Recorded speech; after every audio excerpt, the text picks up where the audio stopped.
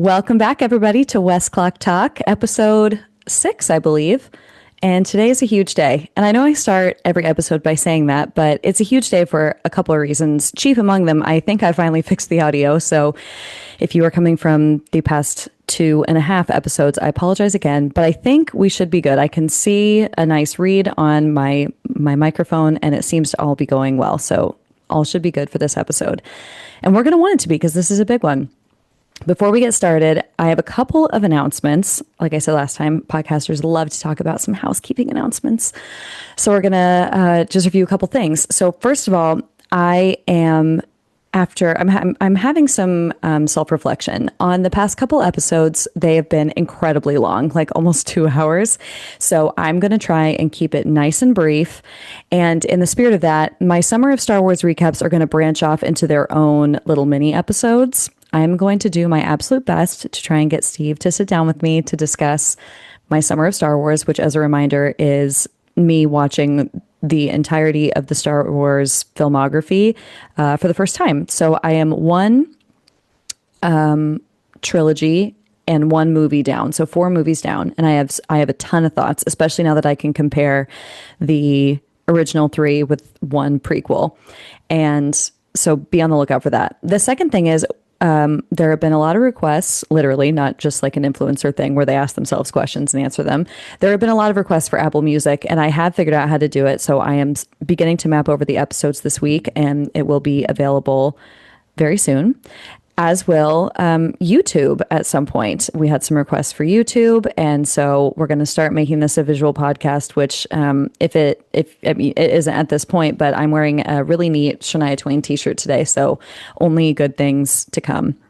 We also are on TikTok, but I'm going to be honest, until I have 450,000 subscribers on YouTube and can make this a full-time job, I will not be exploring that medium, but I wanted to reserve the handle just in case. So also this week, we meaning me, recording a special episode in honor of Disneyland's 70th anniversary, which is Thursday, July 17th.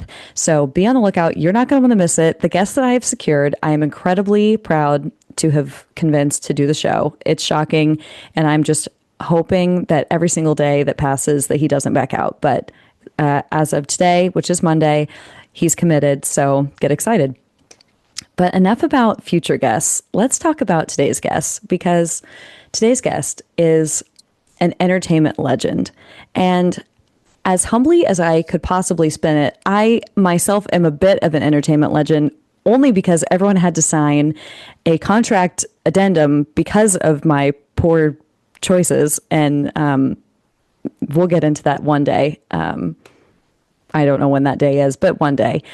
So I do think that I am fairly qualified to identify a legend when I see one, and this person just is one. The other thing that makes this episode very exciting is my guest today is someone who I share very few Disney, like big concepts we agree on, but we disagree pretty frequently on our favorite things and movies, etc. And she's very well prepared for today. She listened to every single episode and was filling me in on her thoughts. And I just cannot wait any longer before I introduce Rayna Levine. And I first met in the absolutely Arctic conditions of probably a 60-degree break room of Princess Fairy Tale Hall in 2015. We were both participants in the Spring Advantage Disney College program that year, and Rayna quickly became a much-needed ray of sunshine in that windowless backstage space. As a character attendant, or a, quote, blueberry, as they were called when I was there, maybe they're not called that anymore, they should be. It was a very endearing and cute nickname. Rayna seemed to be everywhere all at once, radiating the energy of someone who knew everything and everyone. Illusion? Hardly. It was true then, and honestly, it still holds pretty true to this day. I frequently text Rayna when I really need somebody to get to the bottom on some hot goss for some of the coworkers that we had. A well-known presence in the parks, Rayna made no secret of her firm beliefs. Belle is the best princess, and Stitch deserves all the love. That, as well as a handful of other passionate takes, has earned her the reputation of being one of the most delightfully polarizing cast members of my time at Disney. And I just have adored her since day one. Like many of us, Rayna's Disney chapter came to a close with COVID. So these days, she works as the education and events coordinator for a nonprofit pool and spa association serving the Northeast. In her time, she's usually watching an impressive amount of TV and films, going on hot girl walks, playing Pokemon Go, or jetting off to visit her friends and their kids, affectionately known as her nieces and nephews. Rayna, welcome to the show. Oh, Claire, it is an honor. And this also was undoubtedly inevitable that I would be on this podcast or any future podcast you would have. I mean, how could the two of us not sit down and just chat? How could we not? And I really wanted to ask you, and I want to preface this by saying I hate that I don't remember when we first met, but I will say I don't remember when I met anybody for the first time except for maybe like Adrian Payne, because I in 2015 was living in such an extreme state of anxiety that my brain was never like fully engaged. So, do Mhm. you remember the first time that we met? I, as many CP attendants were scheduled at the hall a lot for the longest shifts, especially the PM ones. You were obviously spending a lot of time on, what was it, the pink side. Yeah. And I just thought you were so cool, effortlessly funny, probably the prettiest person I'd ever met. And like just you seemingly had it all together, which it's funny in hindsight because you used to say that like you were barely you were like living on a prayer during those 6 months. And I Yeah. just thought that you were too cool to want to be friends with me. And it's funny how wrong I was Mm. because while you are so cool and effortlessly funny and still so beautiful, if people have not peeped on her Jeez. wedding photos, you need to look. This. The thing is about, so I remember as my brain began to like engage some normalcy during my CP was around like May, and it was really consistent. Like Raina pointed out, the college program participants of really any department are given the shifts that nobody wants. It's when you're full time, you get to bid shifts. If you're part time, you're given shifts, but you have a little bit more flexibility to move around. Seasonal, which did exist at the time, they could just pick up whatever they wanted. So by the time all the shifts filtered down to us, it was like, oh yeah, these are the shifts that truly no one wants. We also were college program participants during the days of Phil Holmes' tenure as president of Magic Kingdom, which meant the parks were open until 3, which meant we were there until 4. And miserable at the time for sure, but I mean, looking back on it, it was great. Those were the golden days. Like if you look back, I think obviously neither of us have experience prior to like January 2015, but 2015 and 2016 were the golden days. I know that you weren't around in 2016 as a cast member. I was. And it was so fun. Nothing was better than that. And even though the hours were long, there were the 24-hour days when like I was stuck in Crystal Prison as an attendant because I couldn't trade for anything cooler. Hmm. And you were probably over at the hall if you were there for that. They were the best times. I think progressively things have only gotten worse, even though the Disney nostalgia still has its hooks in me, and I will always love Disney, and I loved every minute I worked there. Those were the best times for sure. Yeah, I agree. I also worked that 24-hour event. I got, this is one of my favorite stories, and this is the only TikTok, one of the only TikToks I've ever put up that's gone viral, where I explained that I did a double that day at the hall. And then right when I was about to get to leave, someone ROS'd and I got force I extended. remember this. And it was like, it was just really, I can tell you like to the absolute inch where I was standing in the room when I came out thinking, oh, I made it. And they were like, you're going to head right back in there. And this won't mean much to many people, but it also was B room. And I just, if you know, you know, it just wasn't a great setting. So anyway, It was not it. but yes, so there were so many of us that were just kind of like staples in the hall at that time.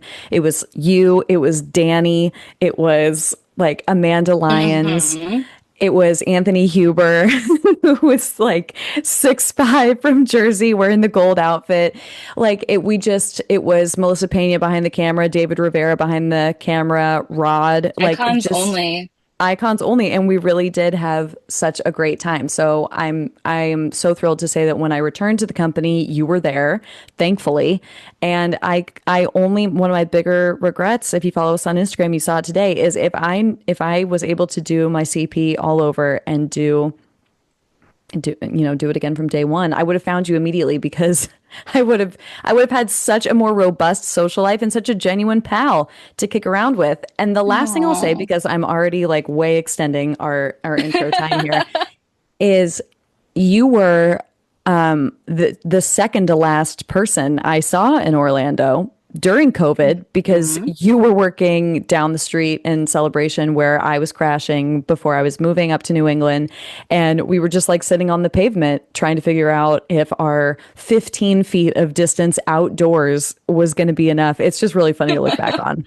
Not to mention the day that they announced the parks were going to close, March 15th, 2020, you and I met up in the West Cloud parking lot, headed into the tunnels to empty out our lockers together. I I had forgotten, but just got like a rush back because I do remember feeling that was incredibly surreal. I also remember we popped up on stage up on Hmm. guest park level and they were painting the castle and we were like, wow, that's a really crazy color of pink, quote unquote. Yeah. Crazy is really nice to call something that's ugly. So that was really nice of you. Yeah. Yes, it Might was. just like destroy a legendary monument, essentially, but we could Yeah. talk about that another time. Yeah. The good news is we're gonna get into more of that in just a second. So Perfect. as is tradition here on West Clock Talk, we're going to do a couple of questions just to acclimate our audience into what kind of Disney fan you are, especially because, like I said, you have some real ride or die loves that I don't share, and Hmm. I can't wait to hear your opinion. So, question number one, Raina. As we mentioned, you were a character attendant at Disney World. What was your preferred, ideal, dream love shift, and why? Okay. Easily without thinking. Actually, there was a little bit of thought there because I had probably a top five favorite, but my number one was Stitch at Flagpole, and I'm going to tell you why. It was really hot and the line was long. So the guests that waited in line to meet Stitch really wanted to be there. They weren't some of our more annoying or difficult guests. They just genuinely wanted to take in the magic. My view was Cinderella Castle all day, Main Street. I also got to assist with the train welcome show. RIP to that and that magic. I know, stab in the heart. Um, Trolley show with all four seasons would come through Town Square. The old street party parade would also come through town square and on Main Street. You'd hear the Dapper Dan singing. Snow White was hanging over next to GR. Pluto was on the other side of the pole. And it was just everything. And the day ended, we'd break the stanchions down and you'd see the Grand Marshal of the Festival of Fantasy parade come, and then the parade would come. And also, I know that you don't share my love for Stitch, and I know this is long-winded, but I feel like Lilo and Stitch is just enough of the most random eccentricity to work at the time that the movie came out. And I think that there really isn't another character like him. And I think to generalize him as just being a havoc wreaker is probably like the most incorrect generalization for that character. But the interactions were also fun. It was not so royal like the Hall or so um childlike like maybe stars of Disney Junior over at Hollywood Studios. Like it was just everything all at once, all in one. And it was perfect all of the time. This is a sentiment that I completely relate to because my first days post character core training, I spent a lot of time at the flagpole with Pluto, and those actually the as the atmosphere as you just described is redeeming enough for me to look back on those shifts incredibly fondly. It's also an excellent break room, Hmm. so The I love Hideaway that. was a family. Yeah, I don't know if it was like unspoken trauma bonding or heat exhaustion or malnutrition yeah. or a combination of all of that, but it was probably some of the most core memories. And I had a friend at the time who was also an attendant at the time who said, remember these days and write it down because it's never going to be as good as it is right now. Oh And I man, still have a note that I wrote down about all of what it was like working at Flagpole. And he was right.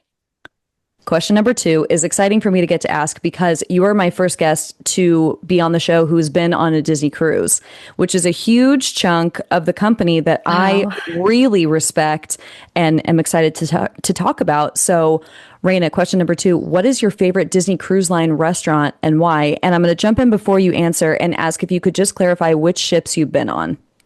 Okay, easy. So I have been on, albeit it's been a while, the Disney Magic and the Disney Wonder, which are the two original ships and the smaller ones. And then wow, it's been about 3 years since I've been on the Dream. So I've actually only at this point been on like half of Disney's fleet.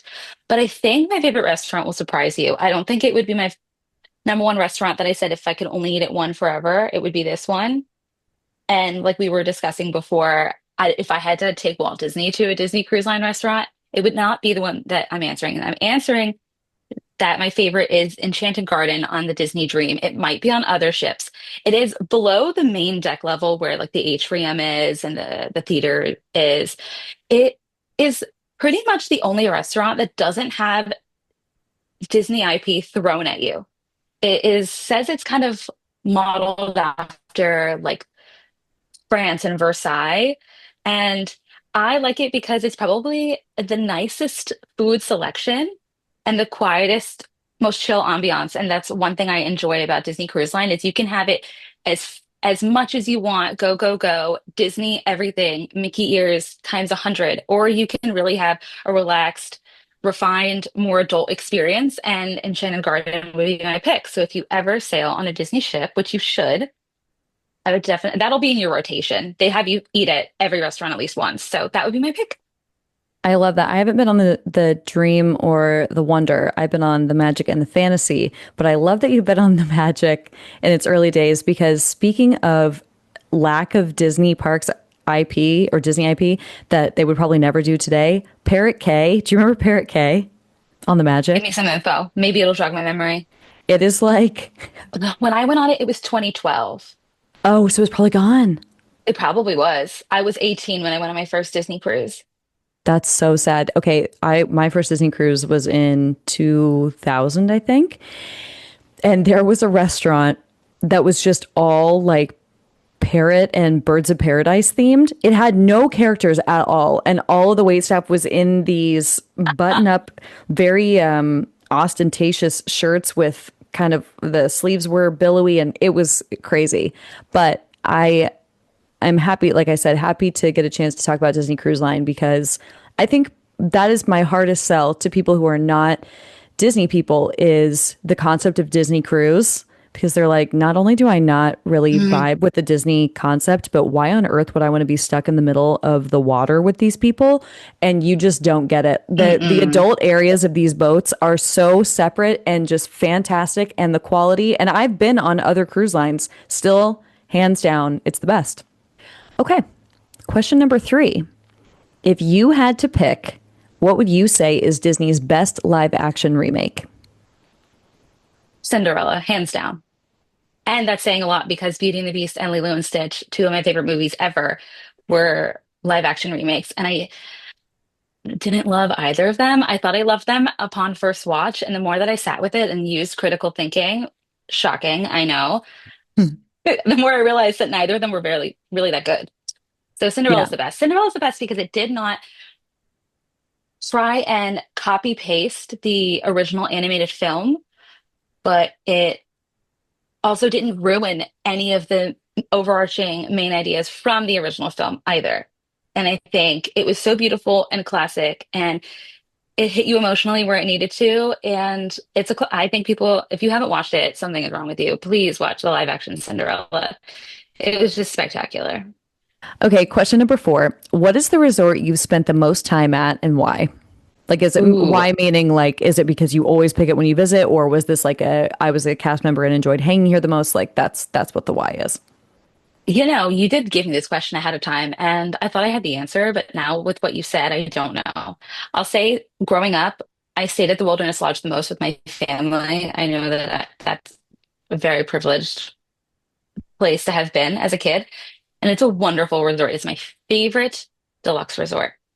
As a cast member in the early days, I spent the most time at the Polynesian because Mm, who doesn't want to go to Trader Sam's and who doesn't love the smell of that lobby? Nobody. Plus, you could pop over there from Magic Kingdom, which is easily my most visited park as a CM and most worked at as a cast member as well. But I think the resort, and you will love this answer because we speak about it all the time, My favorite resort to have spent time at is Port Orleans French Quarter, specifically French Quarter. Riverside is nothing in comparison. French Quarter is small, it's quiet, the grounds are beautiful. It's Disney charm without Disney being thrown up everywhere. Go get an order of the beignets, head towards the back buildings. When you see the pool, go to the left, and then head to the back left of the property. Sit under that big, beautiful tree and watch the boats go to and from Disney Springs. Enjoy that magical moment we call a breeze in Central Florida. And just realize how good you have it because it was just the perfect place to be.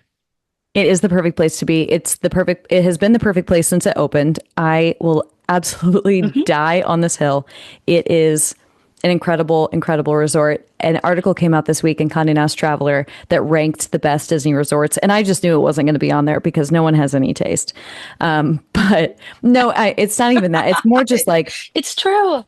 I think that, and sure, if you, I mean, from the if you have five categories and typically they're all like amenities or the things that you would standardly judge hotels and resorts based on, then sure, like the Magic Kingdom for resorts and then the Beach Club and the Boardwalk. Yeah, they're great resorts and I love spending time at all of them. But there is just nothing that feels quite like Disney, like Port Orleans, French Quarter, as you said. And it's funny because this is a fun fact, a tidbit. What is that from? This is a fun fact, a tidbit. Oh, it's from Saving Mr. Banks. I knew it was Disney. It's a fun fact, a tidbit. I love that. But this is a fun fact. French Quarter actually was closed for a very long time post 9/11 because the resorts were suffering, obviously, an attendance crisis. And their strategy was we'll just not use whole resorts at a time. And French Quarter was one of them. And I can't imagine that being the one that I would pick. Just can't. I think this is an overarching strong opinion that I have about the Disney experience, but I think that Port Orleans French Quarter, on top of everything that we've already spoken about, is perfect because of the price point. Because I think in general, Disney has priced themselves out of a large population of the world being able to experience their magic, and I don't think that that's right. Like most, and these children are the ones that are affected. The children of today, the children of tomorrow, right? They don't get. You're not going to tell an 8-year-old to go out and make money to go on a Disney vacation, right? So you can't control the circumstances upon your birth. And everybody deserves to go to Disney World. So I think having such a beautiful, wonderful resort at I think a middle line pricing is really valuable. Like I could have stayed there every trip as a kid and thought it was the most wonderful place ever. So it's not about how expensive it is or its proximity to a park. It is just not. It is just not. Also, remember this conversation when they one day hook up the Skyliner to all of those Bonnet Creek resorts and you see them through a different lens and you will start seeing what we're seeing. Guaranteed. Okay. Okay. All right. And then question number 5. This is a West Clock Talk tradition, although it has been requested of late by my future guest to keep things a little bit more positive. So I think we've been doing great, by the way, but I accept criticism. So, without any context or explanation, what is Disney's best ride and what is Disney's worst? My favorite, and one that I will always argue as being the best ride, is the People Mover. There's nothing like it. And you said without context, so I won't give context. And Disney's worst ride, Walt Disney World's worst ride, is Millennium Falcon Smuggler's Run. Mhm. Yeah. It's, and I have a very valid and factual reason as to why, but yeah, let's Sold. ruminate on that. That's good enough for me. If you've ridden it, you know. All right, we're going to get into the five stories of the week, and we're going to keep it just kind of a nice generalization because a lot of these are Okay. conceptual conversations to have. So, first of all, Wesh.com, which shout out to Wesh. It's the NBC news affiliate, Wesh 2. I would watch this every single day before work. So, a really good batch of reporters over there at Wesh. So, Wesh 2 reports the finale float revealed for Disney's new nighttime parade. It's been nearly a decade since a nighttime parade regularly made its way down Main Street, USA, and at Walt Disney World's Magic Kingdom, but that will change on July 20th when Disney Starlight Dream the Night Away makes its grand debut. Friday, on a new episode of We Call It Imagineering, Disney revealed new details about the parade, including the finale float, how they designed it, and the music for the nighttime spectacular. So, I watched the preview. I'm sure you've seen some of the content as well. I just want to say there is looking like almost a 0% chance that I'm not going to be immediately obsessed with this. I love the song. I love the score. I think the character selection is puzzling based on how Disney typically operates. I don't know Yes, where we came agree. up with this lineup, and I'll give you a quick rundown. This isn't everyone, but this is a good overview. First of all, the Blue Fairy, who's having a real moment. She was flying at Disneyland a couple weeks ago. She's kicking off. Across the globe, she's been having a moment. It's really wild, and I really enjoy seeing it. Peter Pan and Wendy, Mirabelle, Isabella, and Bruno, Elsa, Aurora, and Prince Philip, Tiana and Naveen, Belle and the Beast, Cinderella, and Charming. Wow, those are my people. Miguel, come on, Moana, and then of course the big guys, the classic Disney characters, including Meek Mouse and Minnie. And then there are other characters as well. Those are just like my highlights. I can't wait. I can't believe I'm not going to be there. I have friends that are actually flying down to see this. I wish I was going to be there. I'm so excited for the cast. All I can think about is how incredibly buzzy Cosmo is going to be, the cosmetology department where we all get ready or whatever. I wish I could be a fly on the wall. I am really excited for this parade for so many reasons. I think the first one is that this is what, for lack of better words, this is what the vibe of Magic Kingdom has needed for a really, really long time because it's going to extend park hours. It's going to make Magic Kingdom a cool place to be at night because currently, with no nighttime parade, no castle projection, rest in peace, celebrate the magic, will live in my heart forever.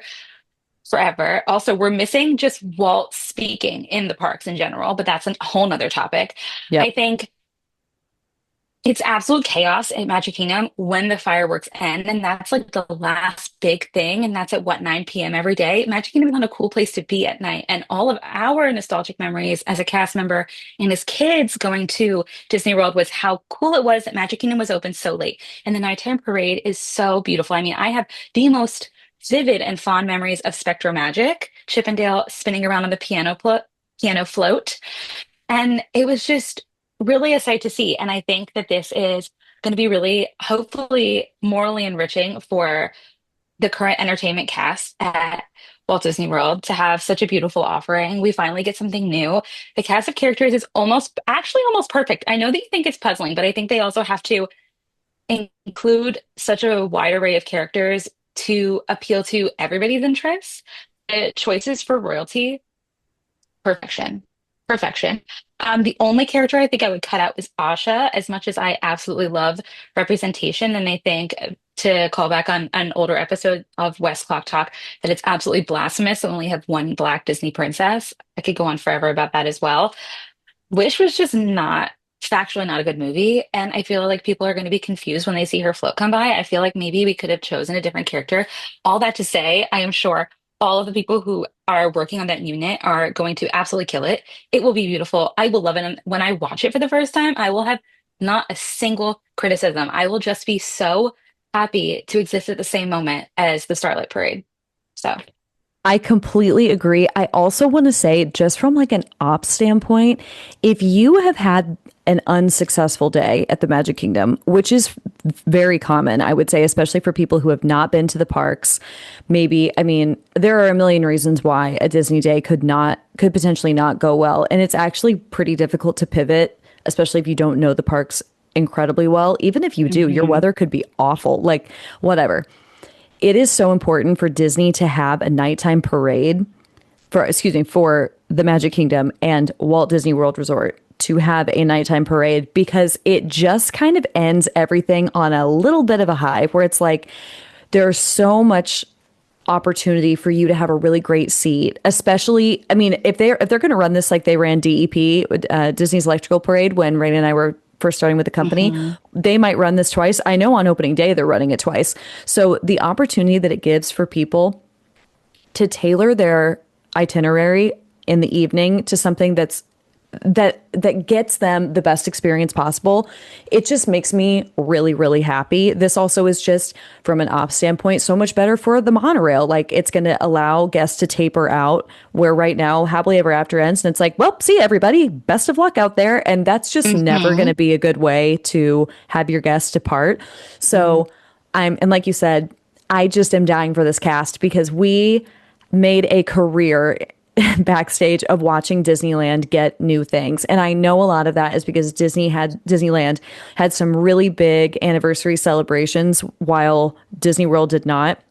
And the 50th didn't go well at Disney World for so many reasons, and we'll get to that maybe one day. But knowing that they are all doing this and going to have this like I mean it's on the schedule drop. Like they are their schedules show Hmm. this parade and I am so stoked for them. I You could not pry me away from YouTube Live on the 20th. I will be there with bells on. I cannot wait. So I'm Oh, so me happy for this neither. cast. I agree. I also, as an attendant, obviously, I was not a performer. I never wanted to be a performer, but I was lucky enough to have, and there's a point to this. I was lucky enough to have been chosen to work the Hocus Pocus Villain Spectacular Castle show. And there's something so exciting, regardless of what department you're in, to be a part of the production of what is undoubtedly an amazing entertainment opportunity. So just like that, like sparkle in your heart, to not sound so corny, but just like that, I know what that feels like. And for everybody who's going to be a part of Starlight from the first day and the whole summer, excuse me, and on, that is like what keeps you going. And that's what makes you remember why you ever wanted to work at Disney in the first place. Totally. So Mhm. huge congrats to that cast. We will be cheering you Yes. on from afar, and I am going to get myself down to Orlando as soon as possible to see this show. And as just a side note, I still have never seen Paint the Night in person, so I will be making my way out to Disneyland while this 70th anniversary is running because I have a newfound, really genuine love for the Cars franchise, and I need to see Lightning McQueen rounding that pen in Town Square. You will love it. Paint the Night changed my life. So I it will totally change get it. yours. All right, story number two. This came out of absolutely nowhere and just was, if someone asked, and which they frequently do, what's the difference between Disneyland and Disney World? Obviously, there's a lot of factual differences and a lot of entertainment and attraction offering differences, but there's also just like a vibe and a approach to park operations and scheduling that's different. And this story is an excellent example of that. So, according to tons of different news outlets, but specifically today, we're going to pull from Disneyland News Today. Lillian Disney was honored with a window display on Main Street USA in Disneyland. In a post on Instagram, the Walt Disney Family Museum has announced that Lillian Disney has received a Main Street USA window dedicated to her honor. Lillian's new window display is located next to the Disney Showcase shop on Main Street USA, just a few doors down from the upcoming location of Walt Disney A Magical Life, which opens in just a few days. This is a fitting pairing as yesterday actually, is Walt and Lillian's 100th wedding anniversary. The window display advertises for a store called Lily's Bountiful Blooms. Just below the marquee is a bouquet of flowers with flowers and fancies written across the scrollwork. Other details added to the balcony in front of the window include a painting of the Main Street firehouse where Disney's in-park apartment was located, Disney meaning Walt. A plush of Mickey is also positioned in one of the white chairs as a nod to Lillian's urging of Walt to change the character's name from Mortimer to Mickey. The Walt Disney Family Museum had this to say about this honor. We are delighted to share a new window on Main Street, USA, honoring Lillian Disney and her contributions to Disneyland. The window was unveiled in a private ceremony on July 13th, 2025, Walt and Lillian Disney's 100th wedding anniversary. One of the highest honors at the Walt Disney Company, the tradition of honoring individuals with a personalized decorative window on Main Street, USA, was started by Walt Disney himself and continues today at Disney parks worldwide. I was completely gobsmacked to see that they did this. And the fact that it was a private ceremony, the fact that Bob Iger was there, Josh Umara was also there, but the fact that Bob was there, the fact that it was timed for their 100th anniversary, the fact that you could go over to the Golden Horseshoe and see a replica of their wedding cake and two really beautiful framed pictures of them, yes, up for display at the Golden Horseshoe, where they famously celebrated their anniversary right before Disneyland opened. It is just the sweetest thing. And you don't hear a lot about Lillian. You also don't see a lot of tributes for Lillian. Really, the only thing I can really think of is the Lily Bell train car at Disneyland, which is this really gorgeous vintage train car that you can get on, but it's not available to the public in the way that the regular Disneyland Railroad train cars are, etc.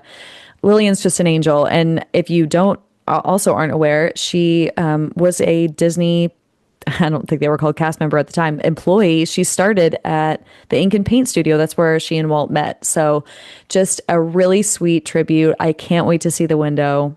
I love the story. I When I read about this, my heart smiled because something that you and I share is our love for the beginnings of the company. And I guess like the little things that have made the biggest difference, and not to be so traditional, but isn't there a phrase that says behind every great man is a great woman? Totally. She has deserved her flowers physically, literally, and metaphorically for quite some time now. I think it's one of those things that kind of reminds you of the reason for all of this. And it's just really touching. And it goes to show that Disney has not forgotten about the little touches that make a big difference. Completely agree. So There's really that not was, much else to that say was- about this. Mhm. It's just No, not darling. really. So, okay.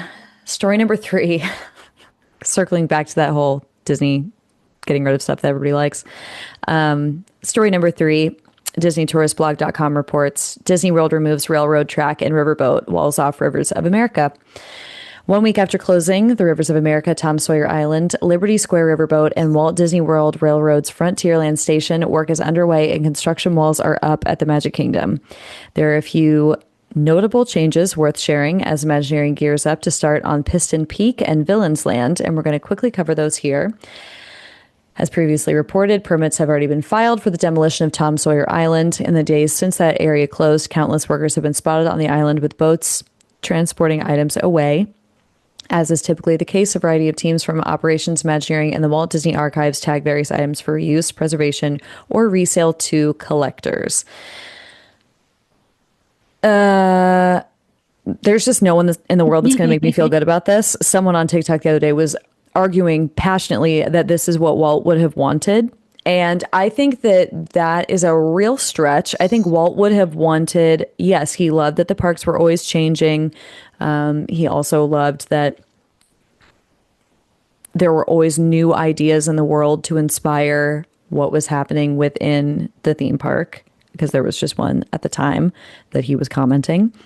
I don't think Walt would be thrilled about us really eroding Frontierland all across the way. I mean, we're just really chipping away at this land in general. There is no way he would have been thrilled about the Liberty Bell boat going away.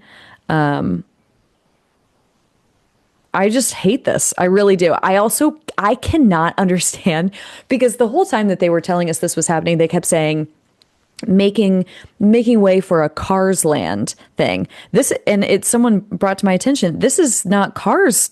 It's the spinoff. It's Planes. I'm sorry, what? How Yeah, did I don't get that. I've never seen Planes. I'm gonna be honest. I didn't know Planes existed. So I'm just I really did know it disappointed. existed, but nobody speaks about it. I have a lot of opinions about what they just did at Magic Kingdom. I know that Disney sometimes takes too literally Walt's famous quote, keep moving forward. Mm. But I have a very good friend who is still a cast member who really enjoys the reason for it all and the meaning of it all. And she said Disney was meant to be a place where people could take their kids and their grandkids to have a good, fun, family fun day. So when you are removing something that everybody of all ages, all abilities is able to enjoy, such as the Liberty Bell, something that's classic, something that's relaxing, something that's beautiful, and replacing it with things that might not appeal to everybody of all ages and the multi-generational families that walk through those gates, I think we're losing the plot a little bit. I think not everything needs to be the newest thing. They don't need to see that something is successful at another park, either in the States or overseas, and say, oh, we need to do that. Disney is famous for giving us nothing that we asked for. And if they just listened and opened a fifth gate ages ago, they could have just eliminated so much strife. I think that Walt actually would have hated them getting rid of Rivers of America because I think it was the balance that we needed between Fantasyland coming into like where Haunted Mansion is and then leading into Frontierland. It was everything seemed the vibes were right, the balance was right. And I think that everybody will be eating up this Piston Peak Plains, whatever it is. And I am admittedly a villain's lover above all, but if we start getting rid of every classic land and classic attraction, Disney World will be unrecognizable and unrecognizable to Walt's dream, I think. I know that's a really controversial statement, but I think it's a little too much. I think it's too much. The other thing too is, and I brought this up a couple different times, I have problems with this both from a cast member perspective and from a, as you mentioned, a real fan of Disney's early years and concepts. From a cast member standpoint, thinking of it is insane to, and granted, the Liberty Bell riverboat is outside, but putting any additional attractions in place that are going to be affected by weather in Central Florida is a horrible idea. Like, and what you don't understand Mhm. as just a guest is, like, I worked in an entertainment, in obviously in entertainment, in an entertainment zone. If, for example, if I'm spending my time at Fairy Tale Hall and then Peter Pan goes down, that can't obviously take in the amount of guests per hour that they are designed to do. So that puts more pressure on the operation that I'm held accountable to, and so on and so on and so on. That is going to inherently bog down that zone to be very stressful for other attractions that I don't, they're already at capacity. We're already, Mhm. everything, like a 45-minute wait has become standard. That's not very good for the guest experience. So I got a big beef with that ride. In cast member terminology, that it, whatever attraction's going over there, it's going to be 101 constantly. It's going to be constantly down. Yeah, absolutely. I understand that there's the corporate side of everything is guest satisfaction markers, right? How many experiences can they feasibly accomplish in one day? And do they feel like their money was well spent? And I agree. I feel like we're making too many what I guess would be considered like big ticket rides that rely on good weather in a place that always has bad weather. And if the weather is sunshiny, it's hot and nobody's going to be wanting to wait in those lines. So it's just, I will partake in what is built in the future when it opens, but I can't say I'll be happy about it. No, I agree. I'll definitely do it. I hope, and I always am hoping that it's going to turn out great and it's going to be gorgeous. The one last thing I'll say is I don't understand doing this in July. I just don't. I mean, there's no good time to close anything at Disney World, but it is the Tom Sawyer Island area is a really nice reprieve from just blinding sun. There's a ton of tree cover over there. There's a lot of stuff to do, and you can kind of let your kids run free while you take a second. There's also the nice covered porch with the rocking chairs. So this just feels like a really strange time to be doing this. And I'm disappointed. And I am so thankful that there is really a 0% chance Disneyland would ever do this because of Fantasmic. Fantasmic Disneyland is staged at Tom Hmm. Sawyer Island. So they would have to really, really make a move there. And I don't see them doing that. So yeah, it's a bummer. And that's where I'm at right now. It's just a bummer. It's a bummer. Yep. Okay. This is a fun story that I saw today, and I really wanted to get your take on it because, as I said earlier, you were great about meeting a ton of people. Like, you had a ton of friends, you did a ton of things, you traveled really well during your programs, and even since those times, as you just mentioned, you're going to Disneyland. So, BusinessIder.com reports this guy. This is a review from a man named Timothy Moore. I did the cheapest tour at Disney World at just $39 a person, and it was worth every penny. So, this man and his partner did the Behind the Seeds tour, which is at Epcot's Land Pavilion. And it's a tour through like the Living with the Land. If you're familiar with the ride Living with the Land, it's a tour through all of those greenhouses and the hydroponic growth areas and blah, blah, blah. I have never done this tour, Mhm. but there are other tours that I have done. I've done Wild Africa Trek. I took my parents on Keys to the Kingdom. I did Walk and Walt's Footsteps in Disneyland. I am a huge, huge, huge fan of the guided Disney parks tours. And so I wanted to know, have you ever done this? And if you haven't done this, what tours have you done that you found valuable?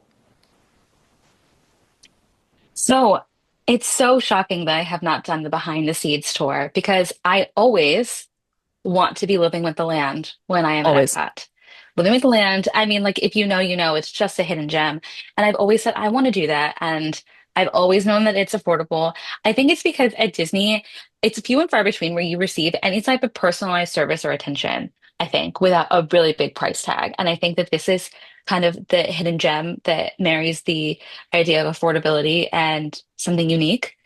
And I think it would be actually lovely because every single time I've ridden Living with the Land, which has been every year, multiple times a year for the last decade at the very least, I've said I want to do that tour. I have done the Wild Africa Trek. I did that on our college program. So fun. My sister actually just texted me that she wants to do the Wild Africa Trek, and I too did the Walk in Walt's Footsteps tour in 2019 in Disneyland, and I cried multiple times. Oh, yeah. It's perfect.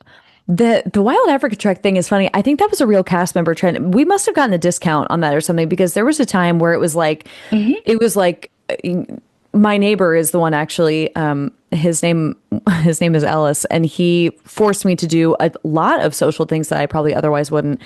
And he was always really on the cusp of what other cast members were doing that was cool. And I am not. I have so much appreciation for animals. I don't ever really need to be around them, but I cannot even begin to say how much I enjoy the Wild Africa Trek. You get to have lunch on the savannah, the Kilimanjaro. It's the ride at Disneyland, the Kilimanjaro Safari, and you get to do just so much backstage cool stuff. And then you have a beautiful lunch on the savannah and a little tiffin, which is a little African lunchbox and the most fabulous food. It was so great that I made Hmm. my family do it, and they also had an amazing time. My dad also doesn't really care to be up close with animals, and I absolutely love it, and I would do it again. It's another thing where it's not a one and done. I have a Hmm. feeling that I would feel that same way about Behind the Seeds. So don't as you're planning your Disney trip, especially if you're a seasoned visitor, a frequent visitor, an annual pass holder perhaps, consider some of these tours. The Segway tour at Fort Wilderness is supposed to be great. I've done the horseback riding at Tri-D Ranch Circle. What is it? Try Circle Circle. D Ranch. Thank you. Try Circle D Ranch. Yes. Did you do that too? No, and it's so sad because I actually spend a lot of time just like hanging out at Fort Wilderness because yet another hidden gem. If there was a hidden gem at Disney, I tried to experience it. But I think that there's also a like caring for giants tour where you get to get really close and feed elephants, and that's also, I think, decently affordable as far as animal encounters and tours go. I Yep. think that I think what makes Disney great for those of us who have used critical thought and experienced so many different things is not. Oh, I'm about to say something controversial. There was a Facebook article that went around when we were cast members that said that the most magical part about Disney is entertainment, and I couldn't disagree more. I couldn't disagree more. Me as an entertainment cast member, I could not disagree more because those all these little things is really what makes Disney as a whole great. And meeting your favorite character, I can't explain what it was like. I used to say as an attendant, I got to witness more magical moments than people got to in one day. I got to witness more magical moments than people got to experience in a lifetime. And I felt very much in a place of privilege to have gotten to do what I did. And even then, I would say that these little things that we're talking about, the behind the scenes tour, the horseback riding experience at Tri-Circle T Ranch, the Wild Africa Trek, and eating the food from different restaurants at DAC on the Savannah was just, those are the things that really brought the Disney touch and the Disney spirit to life. So I couldn't agree wholeheartedly more with what everything that you've said. Book a tour, I'm guys. also probably going to get reamed out for saying that entertainment is not number one the magic because everybody thinks it is. It is part of the magic, but it is not the only magical thing at Disney. I think that that's a really important thing for perhaps the powers that be that are currently in charge to remember is that we all have to pull in the same direction for this thing to work. And that's what I'll say about that. Yes. Yes. Okay, story number five. I always like to make story number five something like kind of pointless and kind of funny. And luckily, Wish 2 really Amazing. delivered on this one. So, new Disney on Ice show is coming to Orlando. Disney on Ice has released its 2025-2026 show schedule with stops in 36 cities, including 4 in Florida. The new show will feature characters and songs from recent and upcoming Disney films, including Moana 2, Inside Out 2, and Lilo and Stitch. Moana, Anxiety, and Stitch are among the new characters confirmed to take to the ice. This is a part of the Walt Disney Company. Obviously, this is a Walt Disney Company themed podcast. So anything is fair game if it falls under the TWDC umbrella. This is an offering that we are a part of the company we haven't touched on. I love Disney on Ice. I am a passionate Disney on Ice fan. I don't need to go annually, but I went as a child and there really is obviously nothing quite like Disney Magic. There's nothing like going to the parks, but there also is nothing quite like going to Disney on Ice and seeing the giant merch setups. I mean, it is like picture the Hmm. most excessive concert merch you've ever seen and double it. It is huge. There is everything. There is like merchandise for even the snow cone stands. It is fantastic. It's so fun to watch them skate around. I even took the bus up from my university in southern Indiana up to Indianapolis to see a show when I was a freshman in college because typically the tickets are incredibly affordable and it's just fun. And I would also like to say it always makes me smile when I see Disney on Ice mentioned because it's kind of like a classic next thing to do in entertainment as a performer when you're tired of being in Orlando is to take a Disney on Ice contract. And I have a couple friends that have done it and a couple friends that have done multiple contracts because you kind of get to travel all over and see the country. And it just seems like such a fun thing. Hmm. So I did think it was kind of hilarious that they're coming to Orlando, but sure. I too enjoy Disney on Ice. I have a almost 5-year-old niece who I've gone to see Disney on Ice with at least twice. And I remember as a kid loving it, even the period of time when you were technically become an adult at 18. And when I was 20, moving to Orlando to do the Disney College program, I went to see it even then. I think the selection of movies is a complete L for for the new tour. Like Moana 2 was factually not great. Inside Out 2, sue me, was factually not great. And Hmm. the live action Lilo and Stitch was factually not great. Hmm. So I I think for the main it's just a family fun outing, right? So the average family, the average person who will consume this show will enjoy it. But for people like us, I'm unsure. I think that I love watching the skaters. I love the like Olaf snow cones because that's like all it is now. Or the Olaf rainbow ice cups in his Yeah, head like flops open. Um, totally. I I like that there's a little bit of Disney magic everywhere you go. And the whole reason that you and I have been so connected to Disney for forever is because that magic was instilled in us and touched our hearts, not to be super sentimental, at such a young age. And I also believe that that is what will give you longevity with the company, is if you don't. There's a quote from Monsters Inc. I believe it's from Monsters Inc. It says, never lose sight of what's important. And I know that that sounds crazy because it's from that movie, but they also have used it on the water tower at, uh, what is it called? Tiana, the new Oh, the Tiana's Bayou ride. Adventure. Tiana's, Tiana's Bayou Adventure. I cannot believe I forgot that name. They have it on that as well. And I feel like it is easy in the grand scheme of the massiveness of Disney's catalog to kind of forget the whole reason for it. And I feel like I've used this phrase 4 times in this podcast, so I'll wrap it up. I think that Disney on Ice kind of reminds you why Disney is so special in the first place. It's something you could just like drive 20 minutes to. The tickets are affordable, gives you a little bit of that magic. And normally at the end, regardless of the movies that are featured, like all the main characters come out. So like the Fab Five, the iconic princesses, and Moana, she's a princess now, but she's going to have a big feature in this one. I think my niece will ask me to go to it and I'll take her. So I'll report back in like a year. Perfect. Yeah, you could let us know. Okay, we're gonna end today's episode. It's July, so Disney's already thinking about Christmas, and we got a breakdown of what Mickey's Very Merry Christmas Party 2025 and what Jollywood Nights 2025 are going to offer.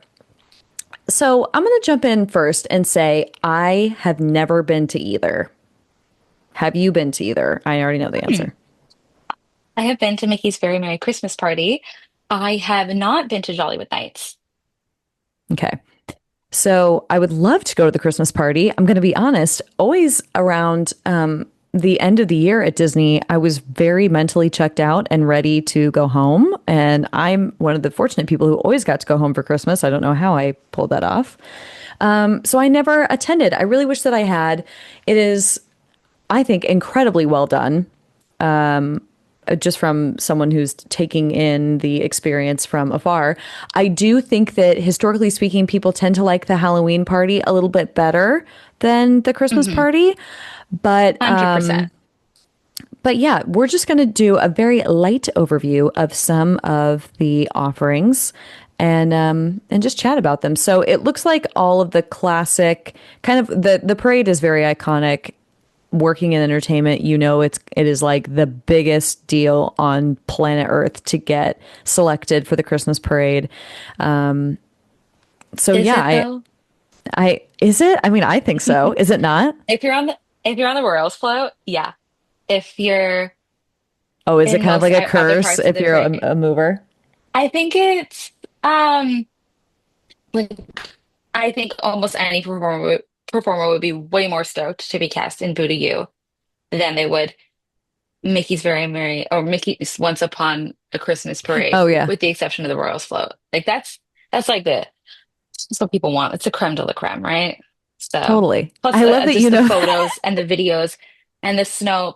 I They didn't call me Disney's Lady Whistledown for nothing, Claire. Let's be real. Oh I my listen gosh, to what people say. that is the most incredible way to describe you. That's it. You are Disney's Lady Whistledown. Even to this day, man, boy, did they fumble the ball. Not Legends never die. Oh God, never. I know, right? I genuinely actually enjoy now. Okay, this is gonna be funny.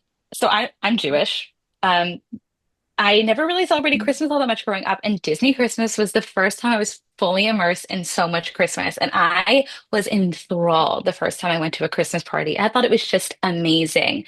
And while I do prefer the Halloween parties more because Halloween is my favorite holiday. I can imagine if Christmas is your favorite holiday and you are a guest at a Christmas party, you feel the same way I feel at a Halloween party. And it is just like it's the coolest place to be.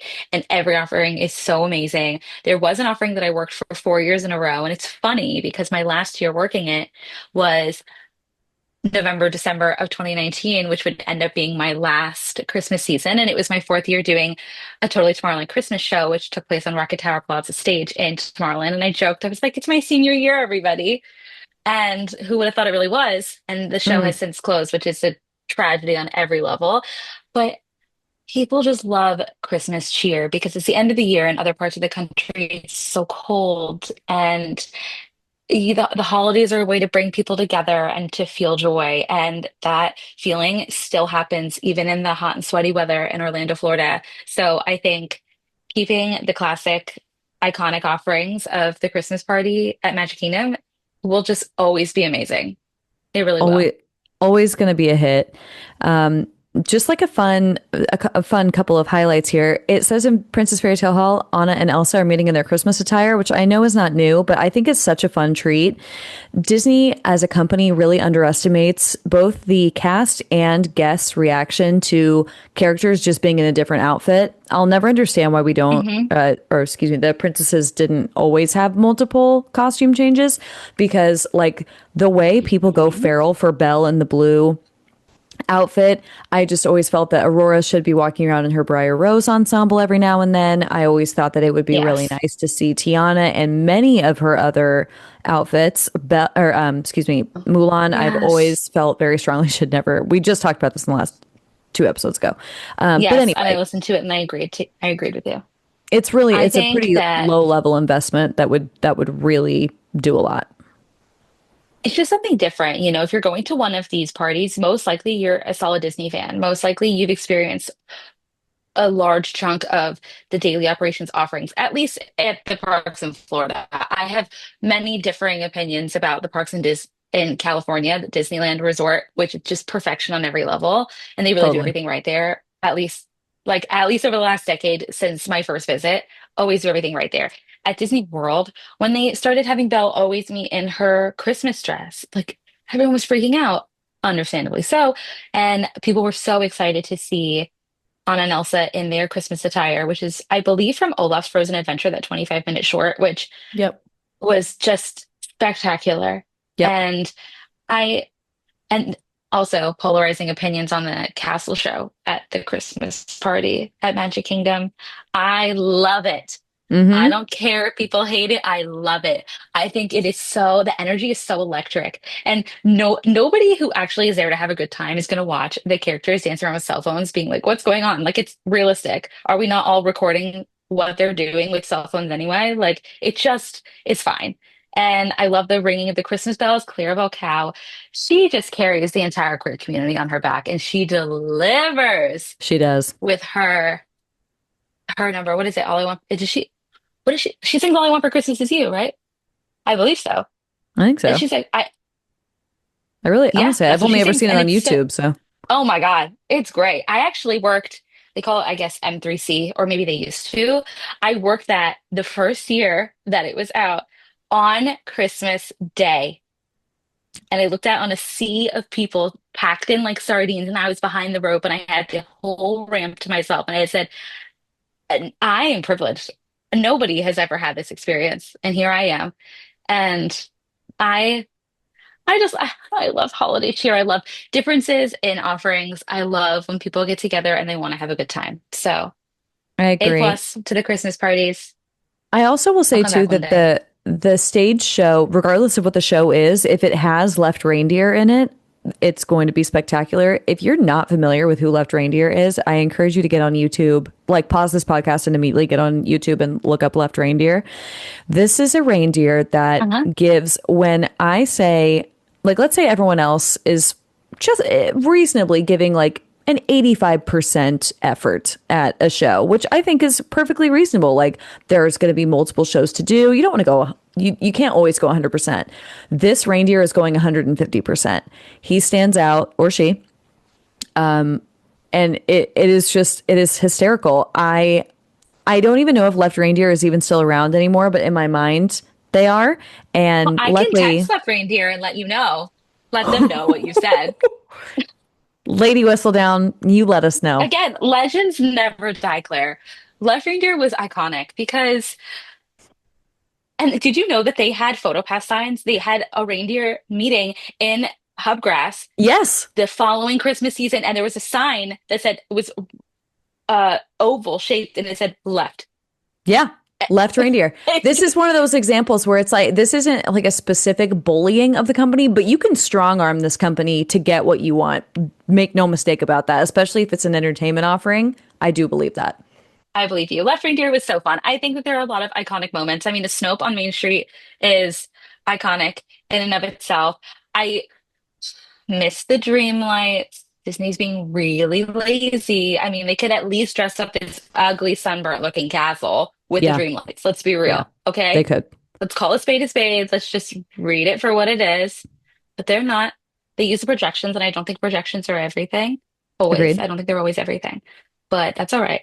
But we could pivot to Jollywood Nights because I can't even believe that I've never been. I know it's only been around for a few years, but wouldn't that be so up my alley, being a passionate Hollywood Tower Hotel fan that I would have made my way there.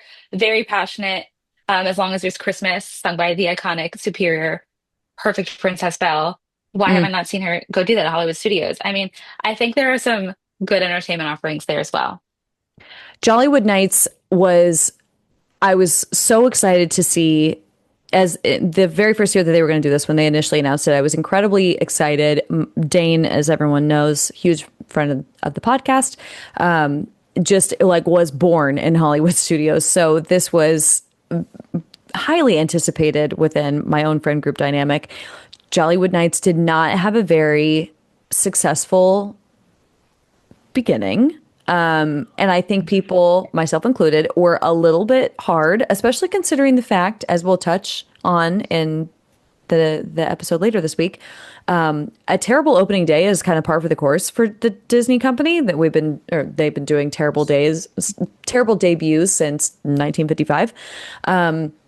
So it just takes a second for them to get into it. I think that's a shame for the guests that purchased the tickets on the first day, but I digress. I think that they have really found a way to get their footing on Jollywood Nights and make it something very special with entertainment offerings that are worth their salt. Like you said, a Beauty and the Beast. If you haven't seen Beauty and the Beast: The Enchanted Christmas, you're wrong. You're wrong. Hmm. You need to be doing that. I don't care if it's July. Christmas in July is next week, so feel free to put that on. It's on Disney Plus. It's fantastic. Excellent songs, excellent costume by Belle. It's just a really great show. And then I'm not a huge Muppet person, but I can have total appreciation for the Kermit and Miss Piggy Christmas show that is also at Disney's Hollywood Studios for Jollywood Nights. I will not, Hmm. however, say anything nice about the Tim Burton's Nightmare Before Christmas sing along, ever. I didn't watch any videos of it. Why do you say that? I hate that movie. You I know, know. I don't love the movie, but I just have such a me and my villains. Like, what I know. is it about Oogie Boogie? He just does it for me. But what I will say is, um, this is not breaking character integrity. But in that show, the Jack Skellington is a puppet. He's so very Right. obviously a puppet, right? Right. That is a extremely impressive piece of puppetry.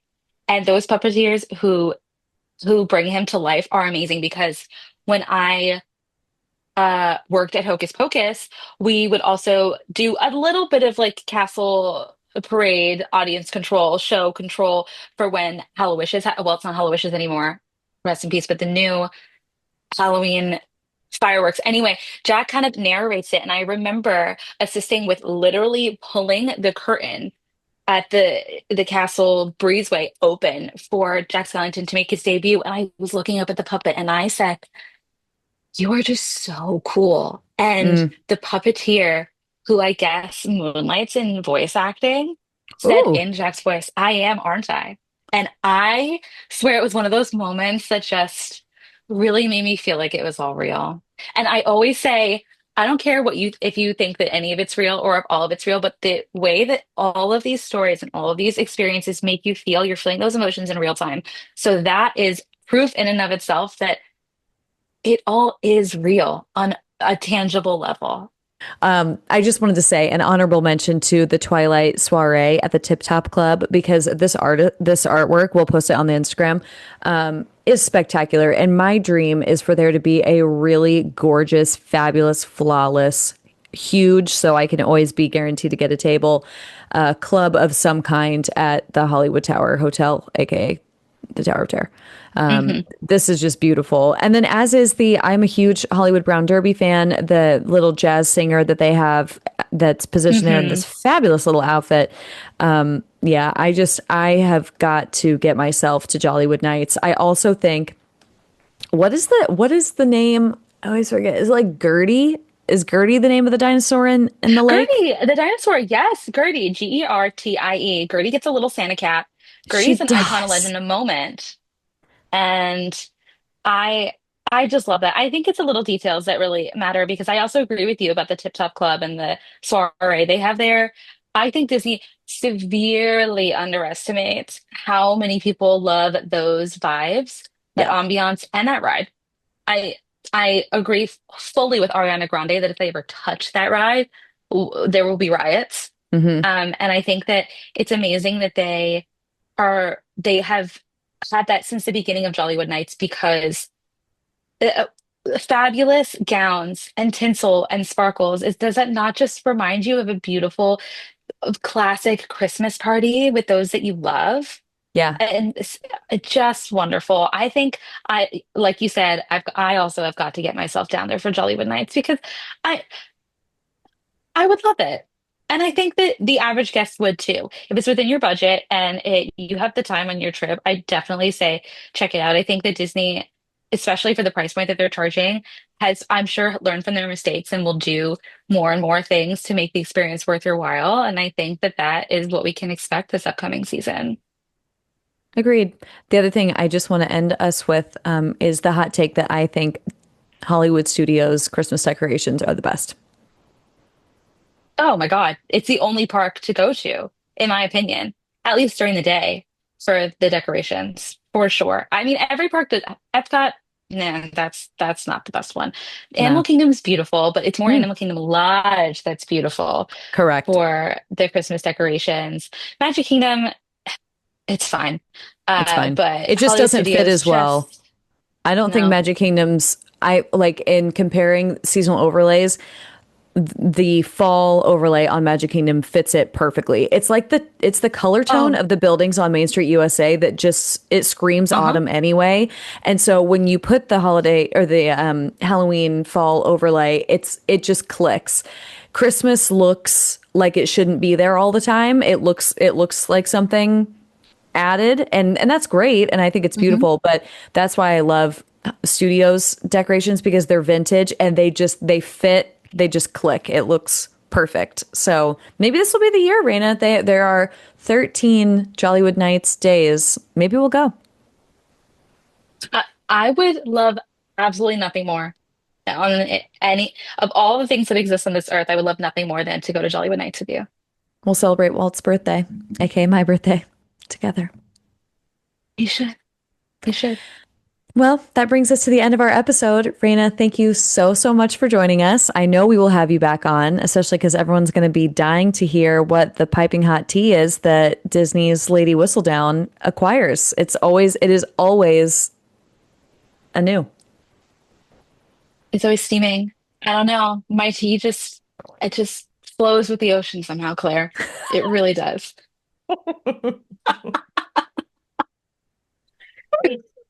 Well, we couldn't possibly end it on another note. So, Raina, thank you so much. Love you dearly. We'll see you soon. I love you. This has been an honor. I just have loved having you in my life, and I will see you all soon.